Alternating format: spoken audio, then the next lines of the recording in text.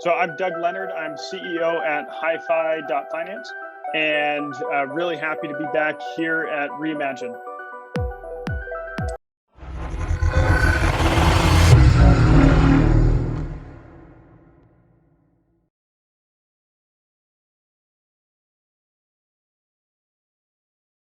Hello and welcome to REIMAGINE 2021. This is our 8th conference in a monthly series of events, bringing you nothing but the best projects, bright minds, and leaders in the space. We've been fortunate enough to invite many talented individuals and teams to come speak with us, providing updates, insights, and all of the above that's happening in crypto. I'll be your host today, Adam, from the MouseBelt team, where we focus on early stage investments through our accelerator. We provide development support to a number of growing projects, as well as education within the MouseBelt University program. Our main objectives are pretty simple, it's pretty straightforward. Our goals are to increase adoption, use cases, and real-world applications. We seek to educate our audience on blockchain by helping them understand crypto's real impact. So again, thank you all for tuning in to our 8th conference here. Super excited to get this going. I have a regular of the show, a guest, a friend of the show, a repeat offender, Doug Leonard from HiFi. How you doing today, Doug? Doing pretty good. Everything, we've got Bitcoin pulling back up, so spirits are high. It's pulling the whole alt market with it. So awesome. And then, you know, you've been on before, so I'm trying to switch it up, throw a little flavor kind of in the mix. I have Nathan Leung. He is the founder of Cryptonauts. Thanks for joining, Nathan. How you doing today? Hey, man. Yeah, thanks for having me. Pretty good. Pretty excited. Life is good, man. Awesome. So he'll be my guest host today. We'll interview here Doug, and we'll have a good time. And you can catch both these guys on YouTube. A lot of videos. You can search HiFi. You can search Doug Leonard. You can search Nathan Leung with Cryptonauts. Beautiful content, great content, which is why I brought him on. So without further ado, let's go ahead and kick this thing off. You know, Doug, you've been on and you've talked about DeFi. You've talked about your project. You've gone, the rebrand. We've had you during the DeFi boom, tales from the crypto, you name it, history of coins. You know, you've been able to share a lot of your perspectives. And now here we are ready to kind of kick off this NFT themed event. So I know you guys, your team had put out a couple pieces. Would love to just kind of kick it off right off the bat. Like, what's your thought on NFTs right now, especially with this boom? How do you view it? Well, honestly, the boom is a little concerning because it creates quite a bit of hype. It creates unsustainability, and we know a lot of people are going to get wrecked. I've got quite the collection of NFTs that are mostly worthless, and you know, I've been adding to that collection because I really like the space and I love to experiment. I think it's a space that's ripe for people who do want to experiment and want to try new things. And I think those who are going to win, because I do think there's going to be a pop, and I think there's going to be a kind of falling out, a washing out of, because of how easy it is to create, you know, what most people see as an NFT, these GIFs or just JPEGs. You know, CryptoPunks, I think is, you know, so an interesting one because everyone thinks that they could just slap a pixelated image and sell it for, you know, $50,000 now. Yeah. They want to skip the 3 years of giving them away for free and holding on to them and building the community that took place before that. So lots of growing pains, but I think those people who are going to win are going to be the people who experiment the most. And you know, in particularly in challenging what you know, NFT, non-fungible token is, you know, sort of like, you know, saying your database is a NoSQL database. You're telling me exactly what it is not. You're not telling me what it is. And I think that can create confusion for people. But we need to see a lot more of pushing the boundaries on what an NFT represents beyond just a JPEG. Yeah, and no, you're totally right. I mean, I think, you know, I'm still trying to understand the NFT space, right? And we've invested in projects, but at a high level for me, is it psychological? You know, am I holding it? Like, what are those barriers internally for me? What, at a high level, like, what NFTs are you looking at that you're buying? Is it art? Because there's so many verticals. What are you looking into? And then what also excites you as far as an NFT, you know, space? Like for musicians, are you buying like art, musicians, real estate? So the things that are most interesting to me don't exist yet. I think what I'm looking forward to is, for example, when we do video production in-house here at HiFi, I look forward to a day where the B-roll footage comes as an NFT, the filters are NFTs, and then any sort of, and then the platform that we launch it on is an NFT native platform. And so any sort of views or sort of monetization that we're able to capture flows back, to the people who built the filters in the software that we use to export it, back down to the B-roll footage, and even potentially doing the casting calls and compensation structure to include NFTs. I don't think that is going to happen in the next 5 years. But that's what I think I'm looking most forward to, is a lot of the consumption that happens are these different layers that we can actually abstract it out and make it composable, and then people could iterate on top of those works. So I think that type of creativity, that type of platform that doesn't exist, is what I'm excited for in the future. Right now, NBA Top Shots is super hot. From Dapper Labs, those guys, brought Ethereum to their knees, and it really highlighted the constraints of scaling on Ethereum very early on, 2017. And what's keeping those guys alive are partnerships, launching their own Flow blockchain, and continue to innovate and push. When you look at what makes an NFT important, there's kind of this context around it that has to be there in order to get me excited about it. For example, you brought up artwork. I think what we're observing with Beeple is very, very interesting. I think we're seeing art history in the making. I think my kids will have this as a part of the curriculum as they flip through the textbook on their iPads in the future. So Beeple is interesting because of the story and the context, and the fact that he's been here along with everyone, as this massive transition of wealth is going from traditional finance into blockchain and decentralized finance. And so a lot of the nerds got rich, and what do nerds want but nerd paintings and nerd artwork to celebrate themselves and their culture and their ideals. And I think Beeple is probably one of the best representations in our time. I think, but we're already we're still seeing the scaling. You thought that maybe Dapper Labs would have escaped some of the scaling issues, but I've got money that I can't get off of their Flow blockchain because of the KYC and the popularity. We don't get in crypto to choose when the booms and busts happen, but when they happen, you just get what you've got.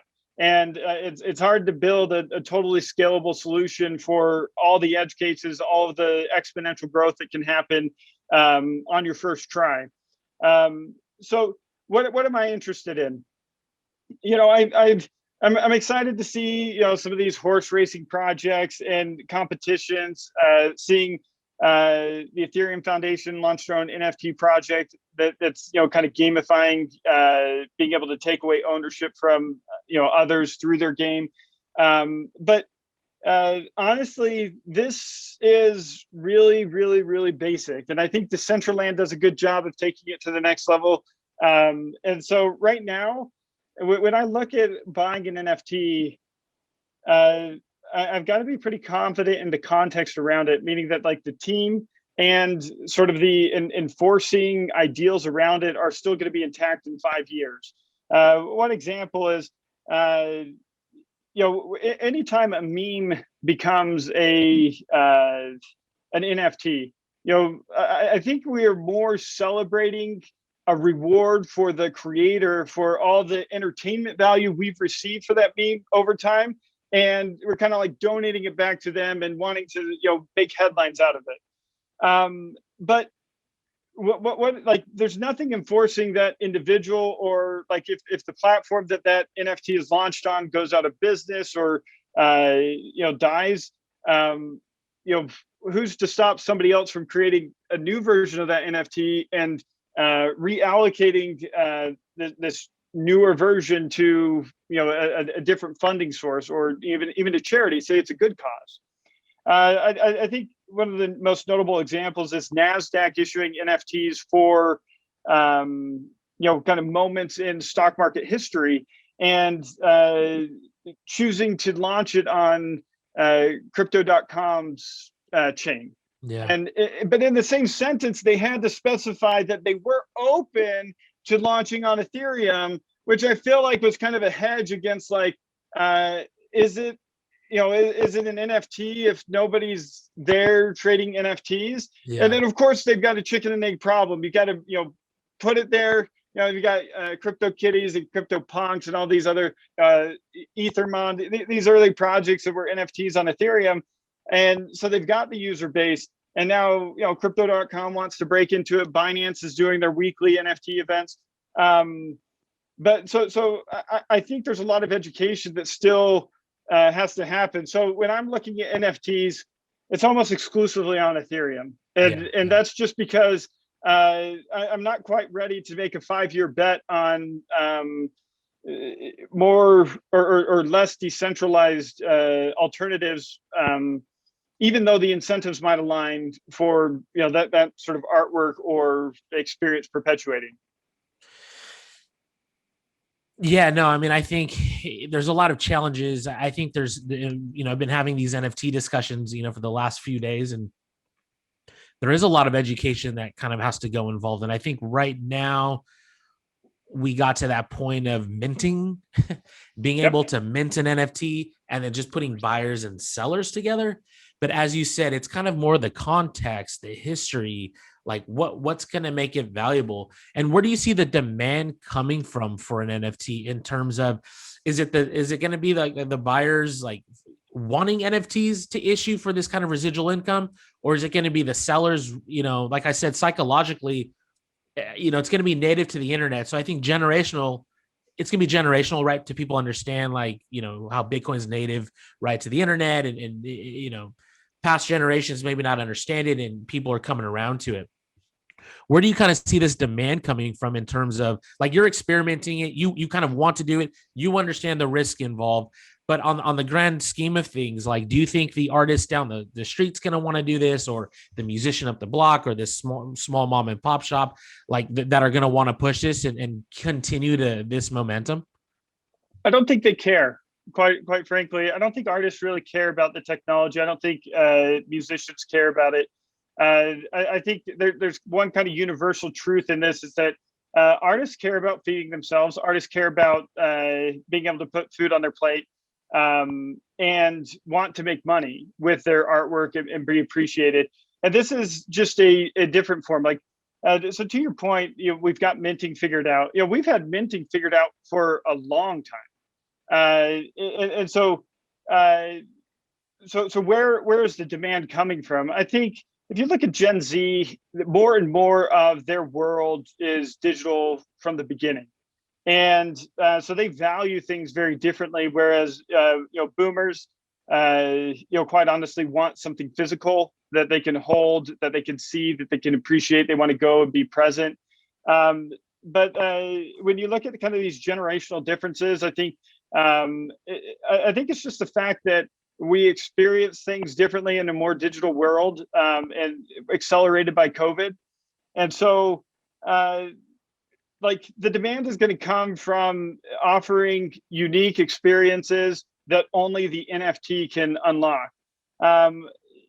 We've already got, Bible verses turning into NFTs, which to me is just kind of like garbage. Like, it's like, okay, like, I get it, like, it can work, and maybe, but like, what's to stop somebody else from just creating a new version of that and reselling the same Bible verses? So without an effective way to, like, enforce the ownership, kind of the public domain is going to be fleshed out with anything that anybody can try and monetize. But I think the demand is going to come when people start enforcing within their own ecosystems or social circles that the NFT actually means something.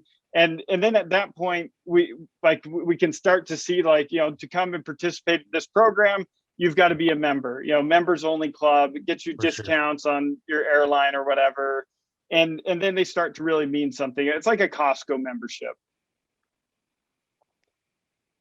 Yeah, I think I really like Doug's approach of being very pragmatic and realistic. I also feel like we're not at the top, but just at a very cautious level that everyone's trying to get into NFTs, especially with Gen Z. I interviewed the guy from One Republic 2 days ago, Ryan Tedder. He's making NFTs. All these celebrities are just making NFTs, like Mike Dean, the producer of Kanye, this other guy who did like art. And I feel like everyone is just literally jumping into NFTs just for the either for the profit or just for the quick buck. And like Doug said, minting has been around for a while. Like these contracts have been around for a while, and it's just something to keep in mind that I feel like it's a little bit overhyped right now. That's just my personal stance. I think yeah. I'll take the bait on that. I think within certain contexts. So Gary Vee is doing his big NFT launch. He told all his followers to get as much ETH as they can reasonably afford into a MetaMask wallet. And I mean, that's kind of the right approach. Give people a month to get onboarded, to get their ETH in there so that they can bid on your NFT project. In terms of the celebrity NFTs, I think that's one of the areas that's going to have sticking power, right? This is if you take celebrities and look at them, they're cultural. And I think that that's the social circle in which it matters. And I think to be able to hold one of these Series 1 NFTs from Gary Vee, I think will be meaningful in 5 years.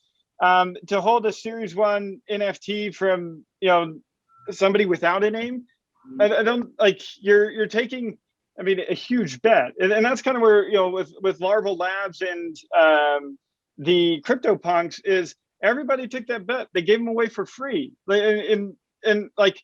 I can remember I didn't really want to get MetaMask set up on my new laptop in order to even claim it and pay the ETH fee. Like it's just like, well, who wants that? Now everyone wants it, and so I think whenever you're betting on like an unknown artist, it's less of a sure bet. But if you are betting on somebody who has cultural significance, and especially it's common, like a moment of LeBron James, dunking on somebody, I think that can be pretty powerful. But what's unfortunate is like with baseball cards versus these NBA Top Shot moments. With baseball cards, you have this like physical disassociation that happens where you might have some up in your attic, but whenever the entire ecosystem exists on one web page and one site, and the whole thing, there's no sense of scarcity. Like I'm buying a platinum version because we say it's platinum, and there's going to be more of the gold versions, but I got platinum, so that's worth more. That's a hard pill for me to swallow. I think if that in my ideal, it would be there would be one moment, and you can buy fractions of that moment and hold on to it and kind of trade amongst yourselves of sort of a fungible part of that non-fungible token. But whenever we're duplicating these and creating series, and I mean, I know it's to extract value, which any business, that's their job and that's what they're going to do. I feel like it ends up it doesn't feel scarce, and so creating digital scarcity is both easy. It's kind of a paradox and very difficult at the same time. Whenever your NBA Top Shot website is where all of these things exist, and without the website, none of them exist because we don't own. So we've looked in at Memeframe to like, okay, building products on top of these NFT projects, and I think Dapper Labs did an excellent job of opening up a very, open leaning type of licensing to their CryptoKitties, and this allowed people to essentially, sell your CryptoKitty and Apple Watch NFT, and or glasses or hats. And I think there was a kittyhats.co that is integrated with them. And I participated in this. I bought an Apple Watch for my CryptoKitty, and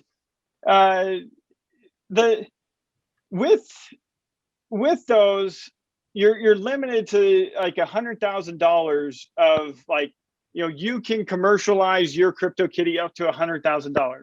Which is great for like an Etsy shop, right?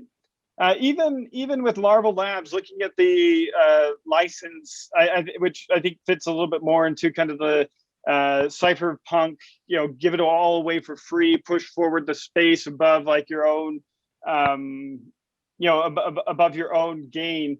Theirs is even limited. You can use the punk itself to, if you're discussing punks, so you could use it, since this is an NFT event, if you're going to discuss crypto punks, then it's relevant and you have permissions to use any of the punks. But how much permission do I have in order to say HiFi wants to pick a crypto punk and integrate it into our submark or our product in a material way? That's not so clear. And in fact, some of the stuff that I want to experiment with is actually already limited by these very open licenses that kind of have their caps, because as a business, I probably need $1 million or $10 million cap on, what I want to experiment with before I want to get lawyers involved and us negotiate how much it's really worth. $100,000. I mean, the Dapper Labs, that's 2 CryptoPunks, and it's the worst of the CryptoPunks, the ones with balding hair that nobody actually wants, the floor. And so, yeah. I mean, it's if we could get just slightly more open with the licensing there, I think it would be another layer of innovation that we could accelerate.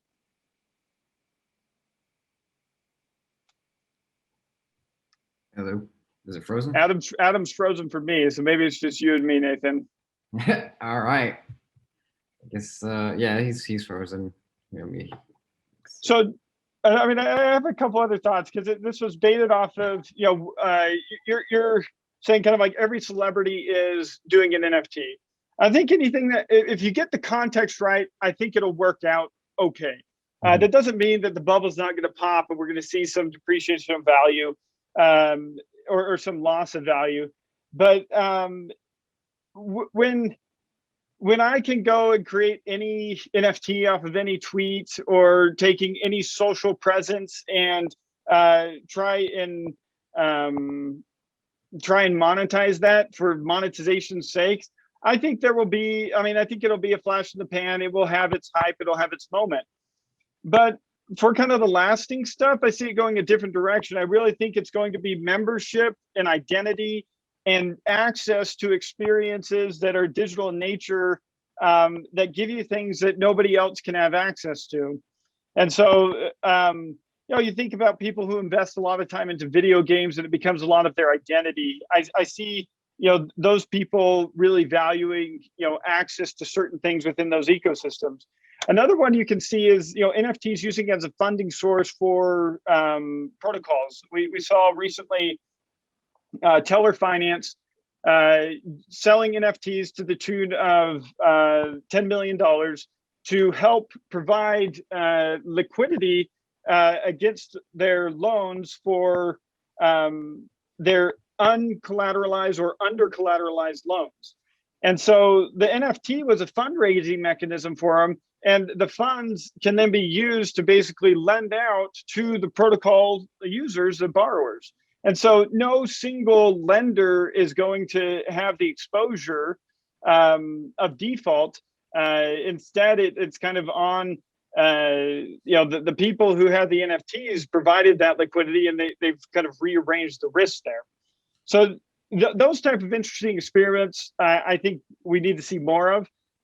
Because it's pushing the boundaries of, you've got this artwork, they gave you a GIF along with your index on the blockchain, right? But at the end of the day, all these are integers.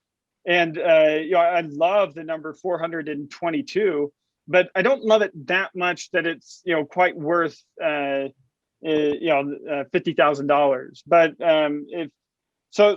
I think, as we see more projects die, it will make the realities around NFTs very clear. As we get more open with the artwork, I think we'll see people be more willing to innovate as a layer on top of it. And I think, there of course will be some interesting monetization models. But I don't think we're going to see it in this round of, in this bull run. I think we will fund the platforms that in the next bull run will be, monetizing direct to the artists, or being able to do composable NFTs for the different layers of a piece of art.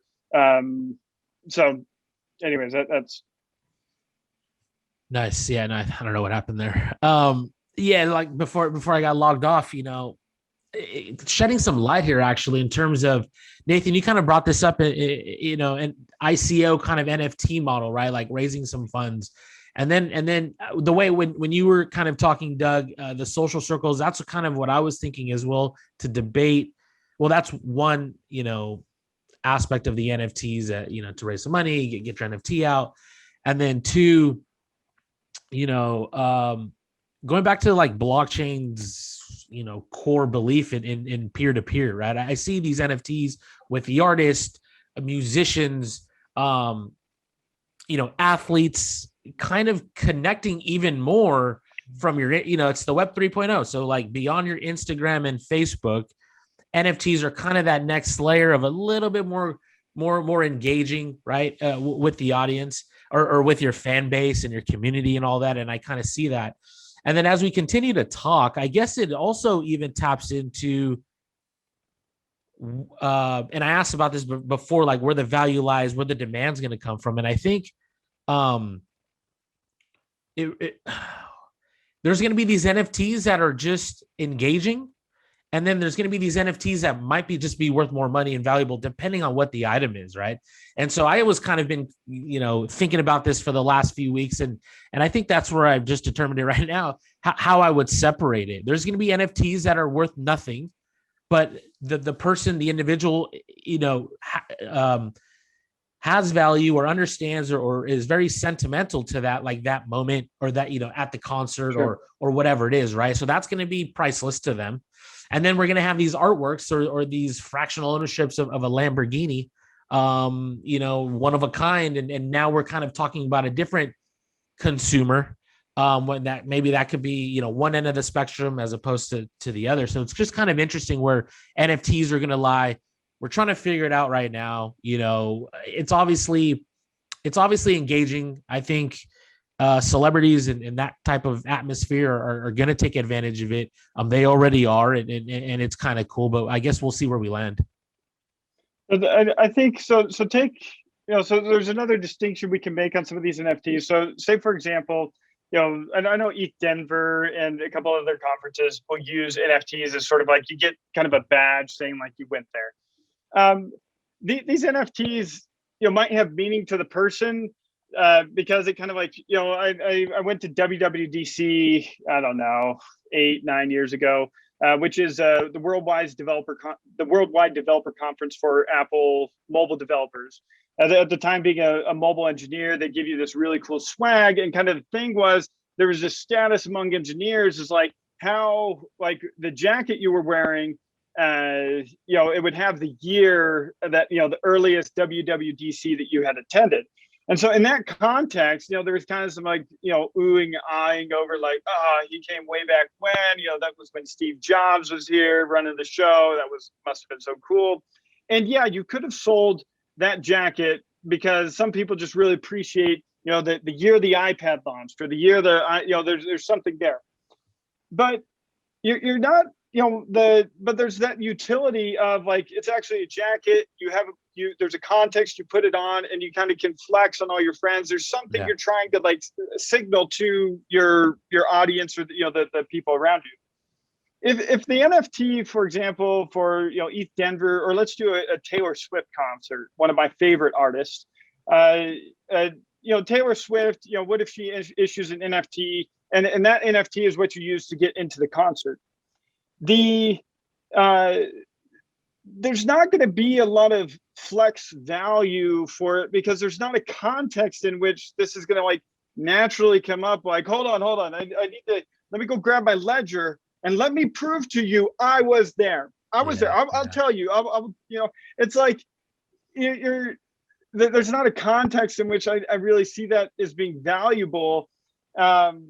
unless there was a murder happened, you were accused of it, but you can prove within 30 seconds that murder happening, you were scanning your NFT, and it was within 15 seconds it was committed to the blockchain in a trustless way.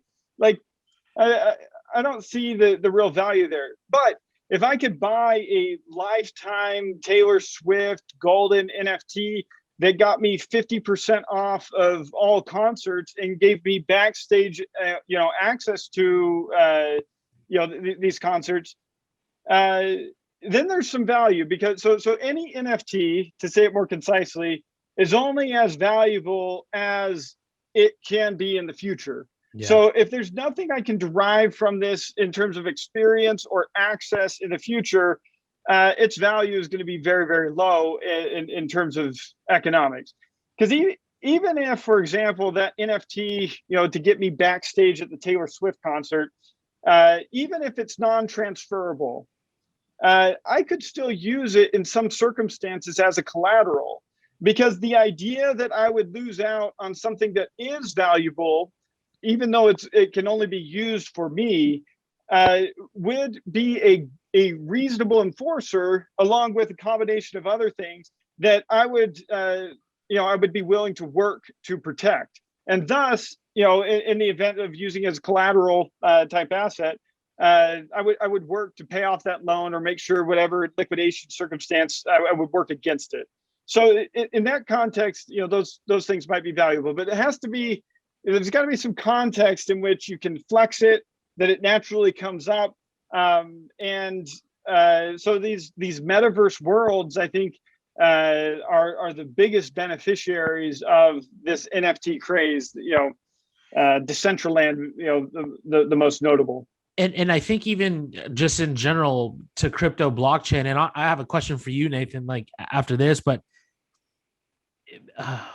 it's the future, right? We're trying to put these new models into old models, right? Web 3.0, Web 2.0. These are kind of the advancements, and it's kind of hard. And I've heard, Olaf Carlson, right, like talk about how blockchain can transition from Web 2.0 to Web 3.0, but like ultimately the innovation hasn't even hit yet.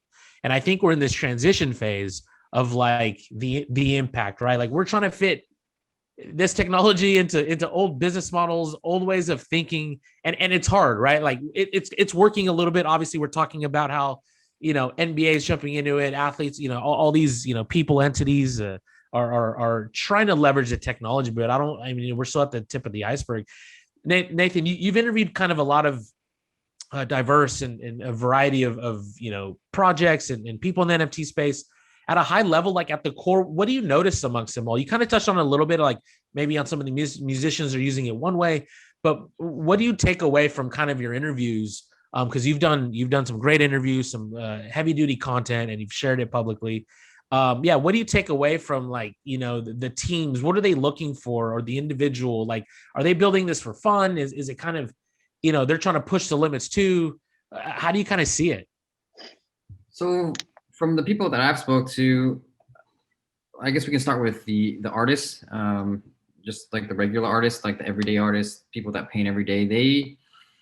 They're having a struggle right now because the celebrities are kind of taking they already have clout. So they've created some awesome work, but they can't make it as an artist because they don't have a name yet. So that's one side, right? And then you have the other side where you have different artists that are doing it. And I know for a fact that the Ryan Tedder, the guy who's hanging out with Gary Vee, the One Republic guy, he's doing different tracks. So he's working with different artists to release fractional NFTs at different tiers. So I thought that was pretty interesting. And it seems like he knows a lot about it, that he actually did the research. And so they're trying to open up, they're trying to, share their art and love with the whole world. And then you have a lot of these other artists who just, they're trying to find their niche. They know that, everything's going right now. So I have one guy, Baka Arts, he's killing it right now. He said he was nobody. And then he just started doing 3D rendering work. And he just started, he's now one of the top artists, from Nifty Gateway and all that stuff. And so it really changed his life. And what he's doing now is he's giving back to the community by paying for gas fees for other people and figuring out what to do. And so a lot of the artists are trying to also capitalize on it right now. And they're trying to figure out, what the angle is for them, because for them, this is their chance to kind of, you work your whole life for something, right? You work your whole life to get your name out there, to be an artist, and this is their chance to kind of really figure it out. So I think a lot of the projects that I'm looking at are the ones that are going to be able to help these artists just kind of solve a problem of like, because regular artists isn't going to be able to run a contract, ERC 721 or 1155. They have no idea. So I think if there's a group of people that can help educate them or kind of show them the way, almost like holding their hand in a way, like the training wheels, then those projects will most likely be successful. And I think that goes back to education. And one thing, kind of a good transition, and you can ask after, Nathan, but Doug, like let's kind of switch it over, like the technological restrictions, limitations, advancements, right? And I'll kind of let you share what your knowledge, drop some knowledge here. But you said Ethereum kind of highly focused, right? There's other chains, there's gamers, there's games within one network, right? There's games in this network. How do you kind of see all that, which I'm assuming, if we were able to kind of interoperability, like scalability, some of these restrictions that we see, the gas costs, will that drive kind of more awareness if we can manage, I'm on this chain, I don't even care. Like you said, so, the artists, they don't care about the technology at times. They just want to, be able to sell or offer or contribute in one way. But how do you see from a technical side, NFTs playing a role and kind of some of the challenges and risks there, and also some of the advancements to make this happen? So, I mean, it depends on what everybody's objective is. You're going to have different audiences with different objectives. I think of like if your art isn't good, it's not going to be any better as an NFT. In fact, it will compound your problems, because you're going to mint these on chain, and which are going to cost you, $50 to $100, which for an artist, I mean, we kind of promote this like stereotype that you've got these like poor struggling artists. Like, honestly, like if you can't sell artwork without the blockchain, I don't recommend selling it with the blockchain, because you're going to waste a lot of money and a lot of time. Yeah. I mean, you might find and learn some stuff that is interesting and helps you grow and send you a different direction, but that's the truth. So I don't really feel bad for, products that didn't have demand, continuing to not have demand. So, and that's just, I think life, and it's kind of like one of these truths of a free market. NFTs give us an abstraction of ownership. If you don't have a problem that needs, abstract ownership applied as a layer on top of it, NFTs aren't going to help you.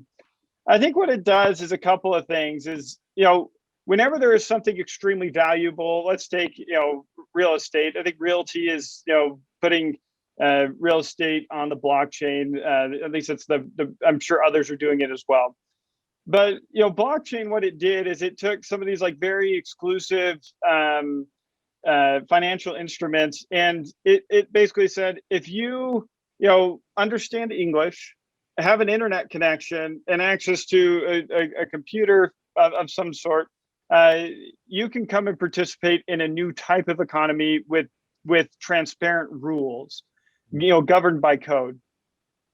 Oftentimes, artwork doesn't need code to be governed, doesn't need ownership at all. And so being if you've spent your whole life becoming a sculptor, or creating sculptures, those aren't coming on blockchain. You got to be digital. So this is a digital first world, and trying to create something that needs abstract ownership adds the solution. It's somewhat challenging. I think it's kind of ironic. Realty puts on real estate onto the blockchain and then can't offer it to Americans, even though one of the properties is in Manhattan, or at least not to regular Americans. You've got to be an accredited investor, because we need to keep ourselves safe from the scams. And I agree that it's some of that is necessary. But somebody in another country, I don't want to pick any in particular, somebody in another country without those regulations, assuming that we're all law-abiding citizens and want to follow, the law, can get access to real estate in Manhattan and experience kind of the appreciation if real estate is going to go up in value.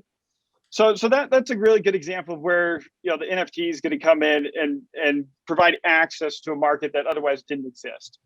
So I think from a technological standpoint, artists don't care about the technology. I mean, honestly, the artists that are building NFTs do care about the technology, and I think because the technology defines the artwork. I'm hoping we'll see more puzzles, more things that actually leverage the technology that unlocks new experiences, and then I hope we find a way to make these experiences liquid, because from our standpoint, then we can start lending and borrowing against it, which is what HiFi's specialty is becoming.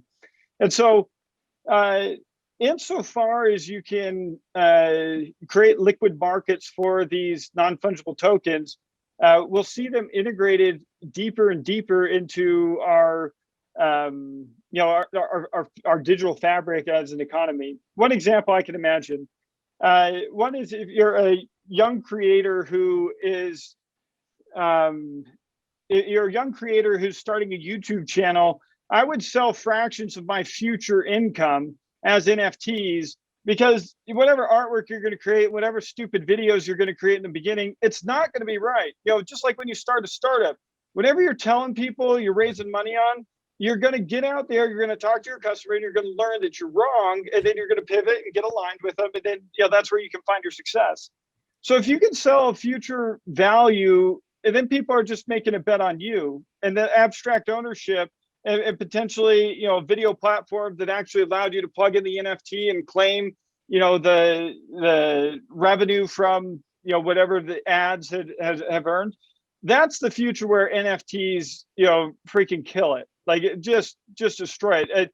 Being able to borrow against a future version of yourself, I think, would be really enabling for almost any aspect of the economy. Think about I look in our company, we have Josue, who's immigrated from Mexico.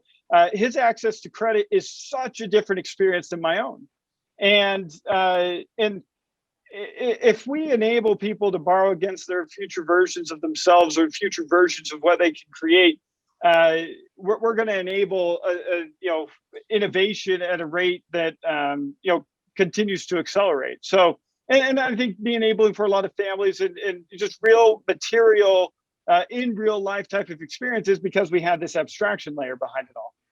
Yeah, it provides an opportunity. Right. So I have a question for you, Doug. I went on this journey in 2017 to kind of talk to as many founders and people as possible. I tried to get, I tried to meet 100 people, like 100 CEOs. I wasn't able to hit that number. I was able to hit like 38. But I mean, one of the things I feel like every successful person I've talked to, they all have like very interesting values and beliefs. And so I wanted to ask you, so what does your 24 hours, like, do you have a routine? What goes on with you for each day? Like, what do you do? You're consistent. I would say, I mean, my routine is, I feel like it's pretty normal. I roll out of bed and I check the price of Bitcoin, and that kind of sets the tone for my day on, what kind of carnage we have to deal with on Twitter or in our own community. Then I work with my team. I basically have various meetings throughout the day where we are trying to invent the next version of our protocol, working on marketing, working on the actual implementation and those details. And then and there's a lot of brainstorming to my left and right. There's just whiteboards full of ideas, iterations, trying to get the next version of what we're building at HiFi out. And depending on the day, I'll either be drained totally emotionally from negotiating against various parties of interest. We've got equity holders, we've got token holders, we've got our community, and all of them can be in all of those different kind of key areas that I try and satisfy. And by the time I get home, I've got a wife and 2 daughters, and I'll eat dinner with them, and I'm pretty wasted. Like, by the time I'm putting my daughters to bed, I'm pretty burnt out, because this is a pretty it requires a lot of attention. It requires a lot of emotional energy, and then I'm looking at the price of Bitcoin right before I shut my eyes to go to sleep. So I don't think there's anything particularly special about me or about my routine. I think if I look at what sets me apart from others and why I'm in the position I'm in, I think it's because I have a willingness to experiment and to push the boundaries of what people actually understand about the concepts that they have convictions in. And so when dealing with our engineers, or when dealing with just iterating on the ideas, I'm willing to throw away what people currently understand and try and reinvent that, or just push the boundaries and challenge. Well, why not? Why can't it be this way? And I think in doing that, it's helped us kind of see where people are deriving value, where the whole space is headed, and in truth, what utility does and doesn't exist, and how we want to orient ourselves in that space. Hopefully that gives you a little bit of insight into kind of what you were really looking for there. Yeah, no, that answers it perfectly. I think that was like a really good answer, and I think that's, everybody values time so far that I've met. They just have a fearless abandonment of just experimentation. They just they believe in themselves and they just go for it. And I think that's very important. And so, for my audience personally, for our channel, a lot of our people very new, they're like friends and family outside of crypto, So what kind of, this is my last question, what kind of advice would you give somebody who's brand new coming into crypto? Do you have any like pointers or tips for them? I would say examine what they hope to get out of crypto. If you're here to learn and grow, then I think you're in the right place. You got to be willing to lose a lot of money, because everything is financial in nature. I think Ethereum's great offering to the world is the programmable money, and you don't get programmable money without spending money along the way. I honestly, don't be afraid of substitutes, and don't be afraid to try things out that your mentors aren't. Like today, I'm trying to onboard my dad and my grandpa onto Ethereum, and quite frankly, Ethereum has failed them during this period of time, and it kind of it's very sad to me that I think Binance Smart Chain is an excellent product. When viewed with the right lens, it's it's certainly not as decentralized as Ethereum, and it certainly is a copy paste implementation of a lot of the ideas pioneered in Ethereum, and it certainly is capturing value outside of the Ethereum ecosystem. But if I'm going to onboard somebody today, nobody picks up a hobby and wants to drop $200,000 so they can buy 4 CryptoPunks because those are the 4 ones that they like, right? Like that's like it doesn't work. And so I think for people who are new, don't be afraid to lose money. Expect that you will, and try and be very circumspect about what you're trying to get out of it, so that you can keep realigning around your goals. And if it's to make money, awesome. But it's going to cost you to get there. Nice. Yeah, that's a great answer. All of my friends are now starting on BSC as well, because they're coming from the traditional world, and they're not, we're in the film industry, we're not balling out of control, so they also can't afford it. So I think yeah. Decentralization doesn't matter until it does, and unfortunately for Ethereum, they're going to lose. So long as it costs $50 to trade in Uniswap, they've lost. And and so Binance will sweep up all of these new users insofar as they have an easier onboarding process than Ethereum. And I think they're going to create their own CryptoPunks, not the copy paste, but like, their own projects that, somebody today is creating, giving away for free, and that in 3 years is going to be trading for $50,000 a pop. And I think the incentives align for Binance Smart Chain such that they will continue to protect the integrity of their transactions. But yes, there's a higher probability that you would get rugged, or that you might have a double spend, or something like this happen with respect to Ethereum. But I think it meets the minimum threshold that anybody who isn't already in the space really has for the space to begin with, because they're just showing up and trying to learn and trying to figure out what an automated market maker is. Like, what explain that to your mother. Like, it's difficult, but when she puts money into one and she's able to watch it and experience it, she starts to get it. Nice. Yeah, that's words of wisdom right there. Automated market maker. How about on the flip side, like Bitcoin? So like we just talked about Ethereum on ramping and kind of like the complexities and streamlining that process, right? For the end user, which everybody knows the UI UX is, it's lagging, and there needs to be some work. And I think there's teams like yourselves and others that are trying to focus on that, right? Which is great. How do you think Bitcoin's welcoming to the masses, to the retail, to I got my dad on, but I got him on Cash App like real quick, and I got on pretty fast. And like, I set him up in like, I don't know, 5 minutes, and he got paid in like Bitcoin, like for a job. So I thought that was really cool. At least, the onboarding process. How do you see Bitcoin kind of, opening up to the rest of the world? I mean, I think the nice thing is Bitcoin is kind of ugly, and I don't think that's changing. I think Bitcoin, its raw ugliness is always going to be raw and ugly. And that is going to be a protection against, for example, a lot of people would criticize you for, do you really have Bitcoin in the Cash App if you don't have your private keys? And, for certain, I would say you do. You've got the exposure insofar as cash continues to stay in business. Insofar as they continue to remain solvent, and insofar as you can liquidate it whenever it's time to sell. Now, Bitcoin on Robinhood is a different experience than Bitcoin on Cash App. Dogecoin on Robinhood, I understand, had trouble being able to liquidate it during this last pump.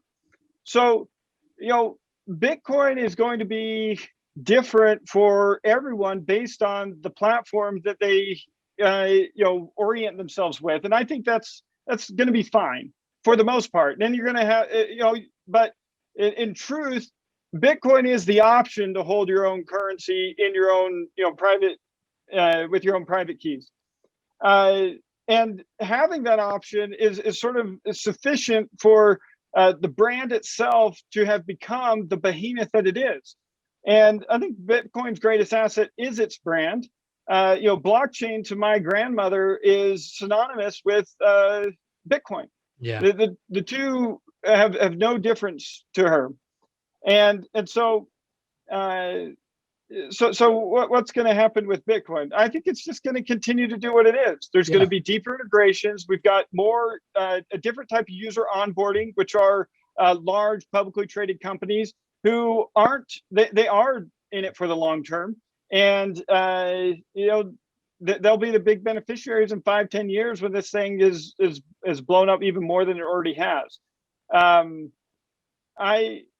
So in that case, but it's still going to be ugly, and it's still going to be its biggest asset is still going to be a brand, and you're still going to use Coinbase and these other nobody's going to use raw Bitcoin. The best way to send Bitcoin is to send it via Coinbase, or to send it via any of these centralized solutions, which already beat out Lightning to being a solution that works.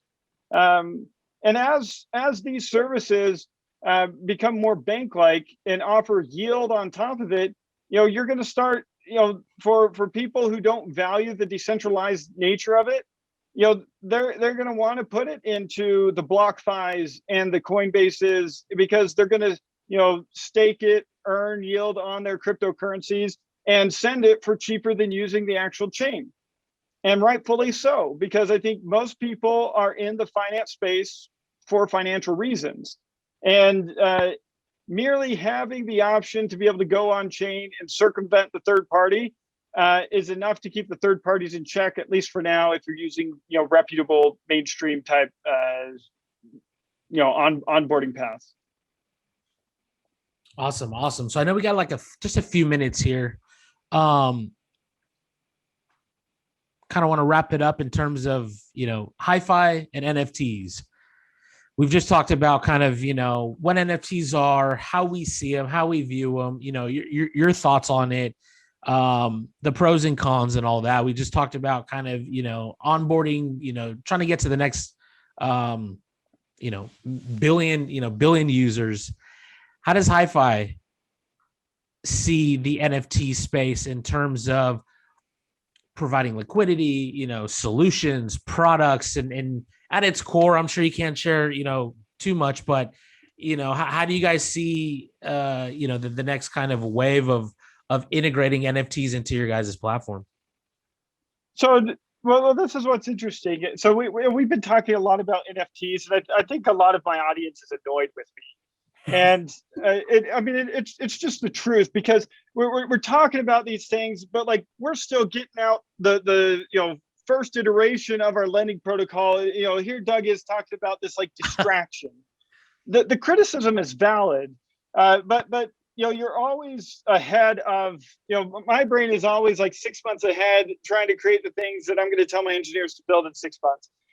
We've already invented a protocol that, in my opinion, really elegantly manages kind of the failure scenarios around NFT liquidity. And we're running into some troubles with the economics around it, where right now with Ethereum fees, it's just not making sense. So if I can, so say, for example, we want to borrow against our CryptoPunks. Say I have two of them. I'm privileged with my two CryptoPunks. So I've got $100,000 of value today. That's where the floor, the floor of CryptoPunks today is around $50,000. How much can you safely lend against it? And there's differing opinions on my team about this, but for sake of argument and ease of math, let's just say it's a 10-to-1 ratio. So for the $100,000, we'll let you of value today, we're going to let you borrow $10,000. Well, guess what? If you're going to go and create a maker vault, and let's say that we have equally as efficient, sort of architecture between Compound, Aave, Maker. If you're going to go and create a maker vault, it costs you $1,000. So you have a 10% origination fee that isn't even an origination fee. It's not driving value to the protocol or the token, or any sort of speculative asset. There's no value capture outside that.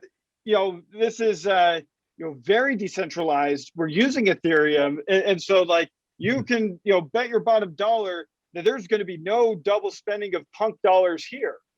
And so with the state of Ethereum scaling, okay, so now layer two. Let's just scale it.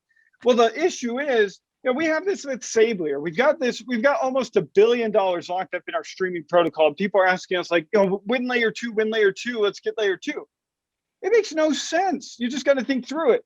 If you take a stream on layer one, you're going to spend a huge amount of money to get it onto layer two to what? Be able to claim it daily, weekly? Like, you want to claim it hourly? Great. And it's very cheap. Awesome.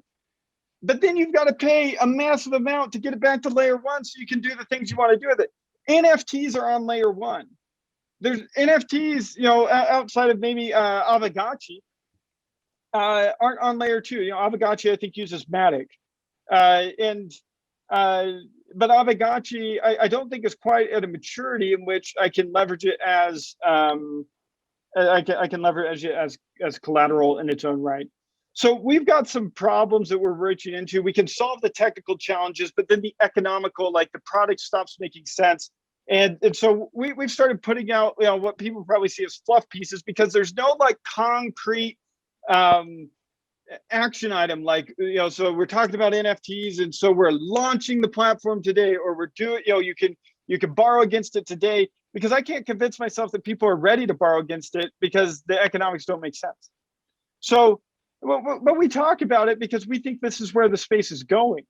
And we're hopeful that Ethereum is going to solve some of the scaling issues. And if they don't, we'll find, we've got this platform that's ready to go as soon as we find, where it can make both economical sense and there's a mature enough ecosystem. And I think, Flow, seems like a good, option, but, they can't seem to get their KYC figured out. And so, Binance Smart Chain might be good, but I couldn't tell you a single NFT project off the top of my head for Binance Smart Chain yet.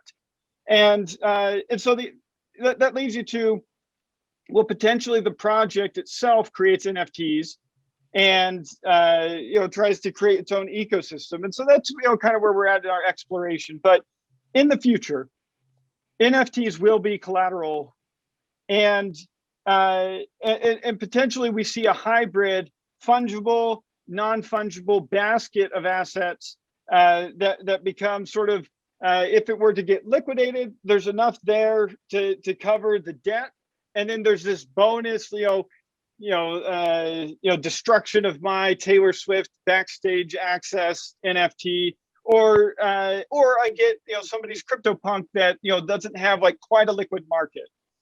And people are fractionalizing them, and that's helping, but we still got we've got a couple problems, a couple kinks to work out. So that's where we're at, kind of with HiFi and NFTs. We want to push the boundaries on what can be considered collateral, and NFTs are pushing those boundaries. And so I'll continue talking about it until we have pushed the boundaries and arrived. Nice. Adam, were you? And that makes total sense. I mean, allowing yourself for flexibility, adaptability, evolving kind of with the market. Obviously, it's on the radar. Things need to mature. And yeah, there's a lot of these fundamental. I mean, we have a code base. Like, yeah. I mean, we're beyond the radar. Like, this thing is like built and sitting, and we probably could do another iteration on top of it. But if we don't write about it and put it out there and participate in these types of conferences, well, then, people aren't going to build them with this in mind. Like, can we build an NFT that makes an excellent collateral? I think we can. Yeah. Yeah. So I just have one last question. So I'm all about community, and I would love to follow you guys on Twitter and reshare whatever you guys want, just for free, And so what's the best way that our audience can reach you? Is it through Telegram? Is it through Twitter? Or how do they stay in contact with you? And in terms of HiFi, our community is on Discord almost exclusively, and Twitter. So you've got at HiFi Finance, and then HiFi.finance, and you can click our invite to Discord. Discord is where all the chit chatter happens. Twitter is where all the announcements happens, and where we engage with kind of on a higher level with people. Nice. Nice. Well, we've gone quite some time here, close to an hour. We'll go ahead and wrap this up, Doug. First of all, thank you for taking time out of your day. You bet. Thank you for coming back for the third, fourth, fifth time here. I expect that we'll have you on. I'm probably gonna have to put a segment for you, like I don't know, Doug's Friday, right? HiFi Friday. Let me know when we can sell them as NFTs so that we can use them as collateral. That's what I'm waiting for. Awesome. So for everybody tuning in to Reimagine 2021, we just spoke with Doug Leonard, CEO of HiFi. We also had Nathan Leung from Cryptonauts, basically the founder of that great community. Follow him on YouTube as well, and Twitter. And I'm Adam with the MouseBelt team. We appreciate you tuning in to our 8th conference, and we hope we didn't let you down, and we'll see you again. Thank you, everybody. Thanks, Doug. Thanks, Nathan. Thank you.